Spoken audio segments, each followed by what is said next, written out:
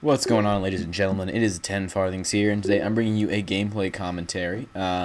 It's going to be a bunch of 3 different clips, all using the same setup. They were all pretty much from the same session, and I thought that it was going to be a cool thing to do. So anyway, but today what we're talking about is my opinion on Stranges, because I like the idea of Stranges, even though, well, it's a little complicated for me. So let's talk about it. Stranges they're an interesting idea. They're just a weapon that you can see how many kills you've gotten on it. Now, in other games, I don't usually like to use Call of Duty as an example for anything like that, but in Call of Duty, all you have to do is go to your barracks, or whatever it's called in there, and you can see how many kills you got with each weapon. So what's interesting about this is that Stranges, or the ability to see how many kills you have on a weapon, wasn't implanted right away into the game, or there wasn't any way to check it, which I thought was kind of odd. I know when I started playing it, I wish I could see how many kills, and then later they added Stranges to the game. I started playing a while ago, but the point is, it's an interesting idea that you have to pay more money or trade more to get these Stranges. Now, that being said, I like Stranges a lot. I know personally it makes me want to play with the weapon more. And when I don't get to just regular weapons, I'll try them out. But when I have a Strange of a weapon, I end up playing it a lot more. And then I don't get frustrated with it as easily, or don't give it up as easily, because I can see how many kills I've gotten. I can see my progress that I've made. I can see that I've been doing a lot. So that is something that really, I like it a lot. For example, this Liberty Launcher was just an extra thing I got into trade because there was a little bit of an imbalance in terms of the amount of metal owed, and someone couldn't pay the refined. I got this Liberty Launcher just as like collateral for a trade I did. I forget exactly what I was trading away, but it was a really good trade now that I see it, because I never knew that I liked the Liberty Launcher so much.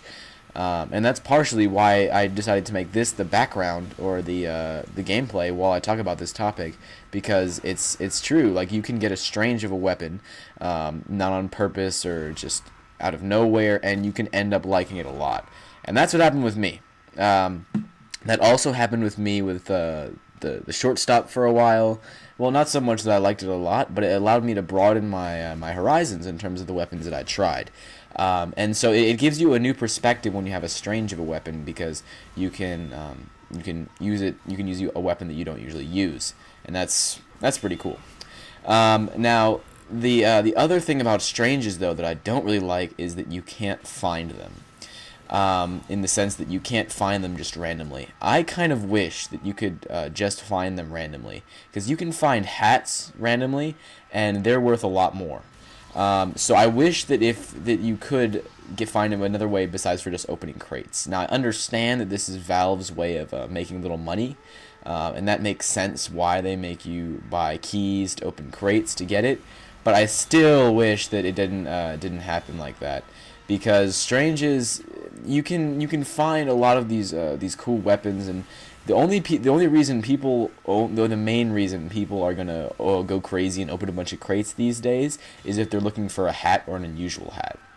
So at this point, now that Stranges are kind of they're being worn in, they have been worn in. They have a lot of use on them, and a lot of people have opened crates already, and there's a lot in circulation. At this point, I think it might be wise to start releasing some of the Stranges. You know, the Stranges that are worth like maybe a scrap each. You can find them, and that might deflate the value even. I mean, that might inflate the value even more. But it's gonna allow for more people to enjoy it. And sometimes for the people who can't afford to buy keys, or I know I don't buy any keys. Not that I can't afford it, it's just I don't like to spend money on this game, because you can just trade for everything. That's another thing. You can just trade for everything, so there's no reason to make it so you have to open a crate. I mean, at this point, the pricing for a crate is kind of ridiculous. $2.50 for like a 1 in 3 shot of a Strange you want, that you could probably get for maybe a refined. Like, it doesn't make any sense.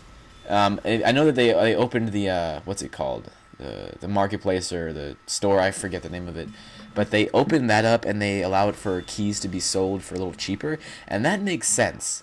That kind of makes sense. Let the market decide the value of a key, and that's what I think they should do. I think instead of having the Steam marketplace sell keys, I think they should just maybe take a little bit off when you sell it on the marketplace, and they're still gonna make money that way. They're still gonna make money, maybe not as much, but they're gonna make it in a different kind of way, and I think they're gonna make a lot of people more willing to buy keys if the market decides what a key is worth. You know how like eBay, when you post something, it charges you a little bit of money, and I know there isn't anything really worth that much that a little bit of money wouldn't be a huge dent in profits. But it's an interesting idea. That's an idea I've been playing with, where instead of having the marketplace sell keys for $2.50, you let the online people or whatever decide that maybe a key is worth $1 or something like that. Like, that would make a lot more sense. Or even hell, they should make Steam sales with keys the prices are lowered. Because I know, like, during the summer sale or something like that, just make keys like $1. You're gonna get a lot of people who are gonna just stack up on keys, and then in the end, when you open a crate, you almost never make your money back. But the fact that they would go on sale would probably encourage a lot more people to say, "Oh no, I have to buy it right now." So that's just my opinion. But anyway, back to the actual Stranges. Stranges have really, they've really changed the way I play the game, and I started to focus around how many kills I have on a strange weapon and the next strange weapon to get, and it adds a new aspect to trading, where trading used to just be about hats, like how many hats you could collect and what kind of hats, strange, unusual hats, and adding Stranges to the game has added a new aspect to the trading part. And a lot of times these trading servers, the majority of the people are just trading Stranges. So it does, and also because in order to get Stranges, they want you to play the game more so you can get refined and stuff. So the Stranges also were a good idea because they encourage, it's basically making a commodity that people want, and it encourages people to play the game more so they can get more weapons, so they can get more medals, so they can get more Stranges. It's a never-ending cycle, and I don't like strange parts personally. I find them kind of weird, but I do understand the merit behind them. So. Anyway, I might have a part 2 because I can talk about my opinions on opening crates and Stranges for a very long time.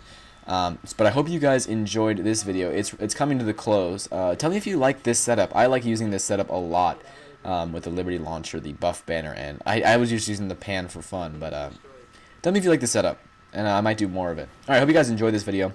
Give it a like, comment, subscribe, and I'll see all of you guys next time. Alright, peace out.